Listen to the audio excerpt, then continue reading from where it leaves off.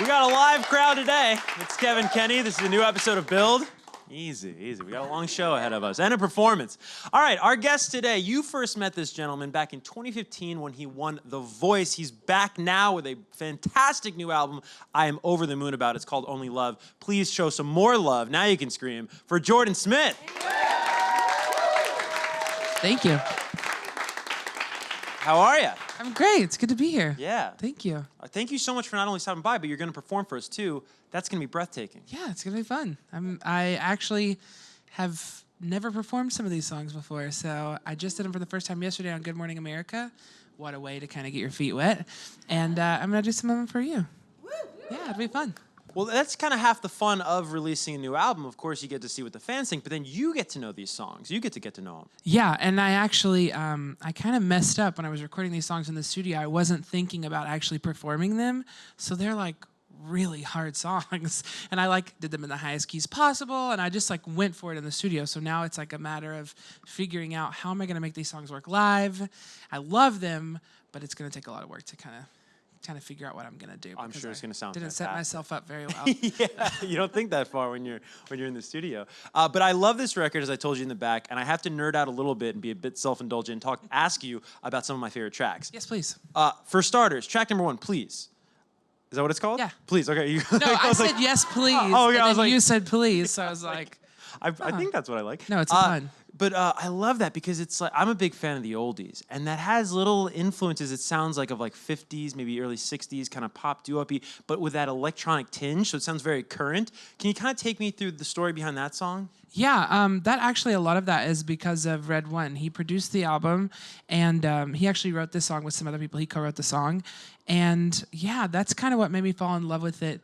Also, when I heard the demo for the song, I love it. It kind of gave me a chance too to do a little bit of R&B runs in there and add a little bit of soul in there, which kind of creeps its way into a lot of what I do anyway. But yeah, that's all Red One, kind of his pop influence and wanting to make something that feels really timeless but still has kind of a current feel to it also. Yeah, absolutely. And it's such a great way to ease into the record, you know what I mean? It's Yeah. like Jordan opening the door, hey, come on in. This is going to be a fun little ride. Yeah, right? of course. It's a great opener. Thank now, you. speaking of Red One, that fascinates me because I'm a big fan of his music. And my favorite fact about Red One is, you guys remember the big Lady Gaga debut single, Just Dance? Of course, produced by Red One. I think that's the first name you hear on that record, though, because she opens it, she's like, Red One. Yeah, I actually tried to put that into a song, and it just didn't work. It was really cheesy, and I really wanted to put it on there. But no, it's been really fun to work with him and kind of see him, because he did the art pop thing, and he's so in the pop world, and it's different than what I've done so far. So it was kind of cool to see him come to my side of things and really focus on my vocal and making something that sounded a little more timeless, and then for me to kind of stretch towards his world and do something that's a little more pop, a little more current, and sounds a little younger. And I think we struck a pretty nice balance of the two on this album. I would certainly say you did. Now, you mentioned art pop there, the Lady Gaga album he worked on. Is that what attracted you to his work, or did you know him from Just Dance? Why was he the guy for the job here? I've known him from a lot of different things, and we just had someone connect us, and I honestly didn't know how it was going to turn out. Of course, I was his fan, but like I said, it's not exactly my first instinct would be to go to him. And so whenever we went into the studio the first time, we wrote the song Lonely Eyes first. And we went into the studio, we worked together for 6 hours, came out with a demo of the song, and I just absolutely fell in love working with him because he is really talented, but he's also a super nice, really genuinely sweet guy. Yeah, well, you're very lucky because I know a lot of the times, I was just talking to an artist, and it's escaping me now who it was, but they were essentially making the statement of that just because you admire someone's work doesn't mean you will have chemistry. So sometimes you build these people up in your head, oh, I really want to work with this person. You get in the studio, it just doesn't work out. So yeah, it's true. It's amazing that it did there. You talk about Lonely Eyes. I love that song. Some of the strongest lyrics, I think, on the record. How did that song come about? Yeah, like I said, this was the first time that we actually worked together. I went into the studio with Red and his right-hand guy, Jake, and then Carmen Reese, who is an amazing, amazing writer. She's done Ariana Grande and lots of songs for movies, and she's incredible. And so we went into the studio, and this was the first time that any of us had really done anything together as a group. And we just wanted to make something that was cool and that had a cool vibe to it, but was still really heartfelt. And I think that's where the lyric comes from, is that it really is a good story. It really is heartfelt, and it has emotional lyrics, but it also is contradicted by the track, which is almost like an upbeat dance track. So it's like a really cool contradiction that works really well together. Yeah. Now, Red One produced the entire record? Yeah, he had a hand in every song. He wrote, I would say co-wrote like 6 of the songs maybe or something like that. But yeah, he worked on every song on the record just because we wanted to really have a cohesive sound through the record. Like we wanted people to be able to find that common thread that runs through all of it. Yeah, you stole my thunder. That's where I was going because I think that's I wish more artists did what you did. Of course, not in the pop space, but I think of an album like last year, 444 from Jay-Z, No ID being the sole producer on that. There is that common thread. There is that theme there. What was that like, though? Because I'm sure you've worked on other projects where there have been multiple producers. Do you prefer when it's just a singular vision there? We had songs coming from lots of different places, and so that was something that I didn't know how that was going to work at first. We had songs coming from, lots of writers who are also producers, and we didn't know who was going to produce those and how it was going to work out. But I'm really glad that Red, he felt passionate enough to take on this project and be a part of it, and I really liked that about it. It was really nice to not have to worry about how these things are going to sound when you line them up in a row, and I think it's a really nice story arc that we were able to get out of it. Oh, yeah, certainly. Let's move on to track 2 really quick because it follows up. I love Please, but I also love this next one, Love Her Better. Yeah. A little bit of like a Shape of You vibe there from Ed Sheeran, kind of like some dance hall-esque pop influence. Talk about that. Yeah, that's another one. I came into the studio and Red just played me the track. There was nothing else, but he had been working on this track and he played it for me. And I absolutely fell in love with it instantly because it's unlike anything I've done so far. And most of the time when people ask me my favorite song off of the album, it's difficult to do because they're like, it's like picking one of your children. But I say this one a lot just because it's the most, I think, unexpected from me. And it kind of shows the progression of who I've become over the last couple of years while writing this record the most. It's just different. It kind of pushed me out of my comfort zone. The story is different. For me, it's not just the inspiring, uplifting, be yourself, which I love to do, but there really is a story in it. And the sound is different for me too. Like you said, it kind of has that cool Ed Sheeran kind of vibe to it, which I wanted people to know that I was able to do. Definitely. Also. Yeah. I wanted to include it. I love that record. Now, you talk about the title, Only Love. How did you arrive there? I think it's obviously, I think that's a message we all could use these days in many different ways. But Only Love, where does that come from? Yeah, not only is it like the title track of the album, but for me, when I went down the list and we were trying to decide on a name, we considered just Jordan Smith because I really have considered this as a debut album for me. It's the first thing I've really been able to do in my career over the last couple of years that I feel is defining as an artist of who I am and as a songwriter. But we decided to go with this just because this is kind of the common theme throughout the entire album. If you listen to the songs, they're all, almost all, I guess I would say, about some form of love, whether that's romantic love between two people, it's about relationships, it's about your friends and family, it's about a universal kind of love that we should all share with each other throughout the world. It's all about different forms of love, and so that just kind of felt like the right thing. And that's what I'm all about too, is loving and encouraging and inspiring people through music, and I think that this record does that. Definitely. Now, you talk about this being a debut album or feeling like it's a debut album. Of course, The Voice did wonders for you, put you in front of millions of people. But it did feel a little bit, looking back now, that first project was maybe in the shadow of that show, and you were maybe, people knew you as the guy on that show, the contestant on that show. This is finally your first introduction as just you. Yeah, I'm so grateful for The Voice. I absolutely loved the show. It gave me invaluable experience and exposure, and it was an amazing platform, and I'll forever be grateful for that. And any chance I get to go back, I'm like, there, I love them. They're like my family.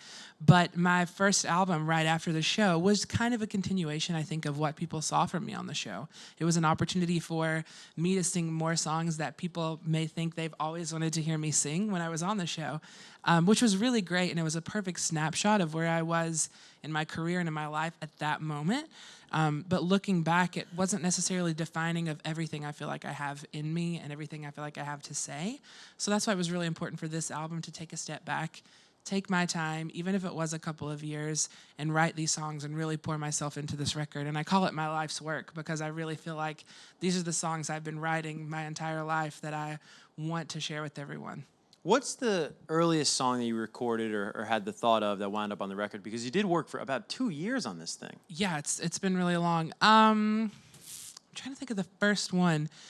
Only Love was pretty early on. Nothing on You was really, really early on.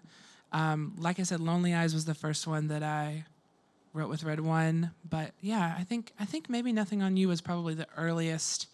And that's when I kind of started to see this thing taking shape and started to hear the sound that I wanted out of the album. Right. Yeah. I've heard you say in recent interviews that your wife inspired a lot of this album, and I'm sure when you're married to somebody, they inspire all sorts of things, right? It's hard for them not to inspire you.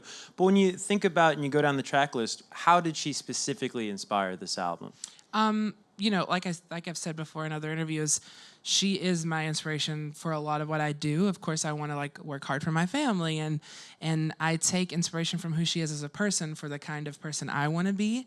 So a lot of that ends up in my music. But like in a song like Nothing on You, that's literally directly about her. And it's not necessarily about one story in our life, but it's just about, you know, those moments that everyone has with their significant other. I look at like Lonely Eyes, and not that she jokes like everyone's gonna think we're having problems in our marriage because there are a lot of like breakup-y songs. And it's not that we're having any kind of issues. We're so happy. But like a song like Lonely Eyes is just about those times when like you can feel distant from each other. And we're distant from each other a lot physically. I'm in different places all over the world, and she's at home in Kentucky sometimes. But you can just be in a different place sometimes, and you can't hide that look. When I look at her, I know if she's feeling something because of the look in her eyes that you can't hide that. So it's just, you know, things like that, little nuances about our relationship that kind of make their way into some of the songs. Definitely. And not that you're writing albums every day, but do you ever find that writing or working on music and getting some of those, like a couples therapy, if you will, you know, working things out through the music, does it help the marriage at all? Well, for us, I think so, just because we both love music. And for me, that's how I express love. Like, that's how I express my love for God. That's how I, like, express my love toward people, and I connect with people. And that's one of the biggest ways I connect with her. I've written her multiple songs that no one will ever hear besides her. But, you know, that's just kind of how we connect with each other. And through this journey, to be able to share that love of music, because she's also a great singer, she also loves music, to be able to share that, and she understands where I'm coming from when I'm writing these songs and when I'm performing. So it's kind of nice to have that with each other. Yeah. I want to get back to The Voice for a second, because I've interviewed several Voice winners, spoken to, you know, of course, other singing competition winners, American Idol, what have you. And I have a theory of what your mindset needs to be heading in to win it, right? Okay. You, of course, won The Voice. So before I reveal my theory, and if I'm wrong, I won't reveal it, but what was your mindset heading in? How did you actually wind up auditioning for it? I loved the show for a really long time, like since it first came on in season 1. And when I would watch it, I just felt connected to the show. Like when I would sit down and watch the show, I would look over at someone and say, when I'm on the show, this is the song I'm going to do for my blind audition. And there were times when Kristen and I, before we were married, we would drive down the road and a song would come on the radio, and I would turn it down and say, if I'm ever on the show, I wouldn't even call it The Voice, because we both knew at this point what I was talking about. I would say, when I'm on the show, I'm going to do this song. And so I just felt that even years before I ever went to audition. And when I auditioned for the first time, I didn't make it. So I, you know, told myself, it's no big deal, it's fine, it's not your path that you're supposed to take. But I was inside really devastated. And it wasn't until a year later that they just called me out of the blue with nothing to do with my previous audition. They didn't even know I had auditioned before, and asked me to come and do an audition for the show. And I ended up being on it and, of course, winning. But just going in, I was grateful to be there. So just having the opportunity to be on the show once and having that chance was my dream come true and felt like my accomplishment and my success.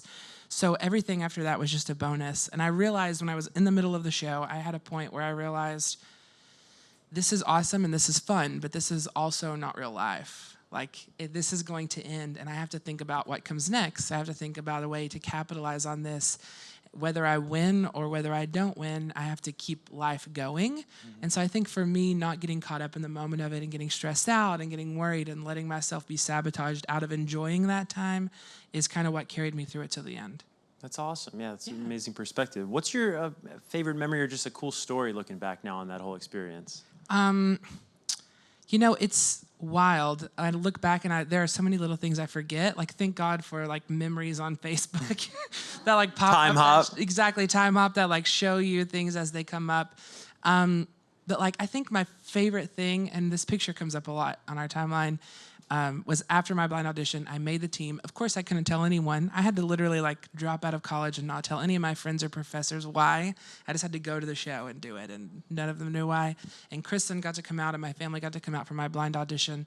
And then that night, without telling anybody, we could like celebrate. We just like went out and went to dinner together, and it was like the most chill, fun night ever. And it was because like there was this thing that we knew we had felt in our hearts for a really long time, and we knew was going to happen, and it had happened that day, and it was just like the best feeling in the world. Oh, that's amazing, man. Yeah. I'm going to turn it over to the audience, but I have one final question. You did co-write half the record, and I told you backstage some of my favorite parts of the record are the lyrics. What is a lyric you're proudest of, or that you enjoy the most that's on the record? Oh my gosh, that's really hard. I'm really proud of Nothing on You. I think lyrically, especially the first verse of that song is really strong.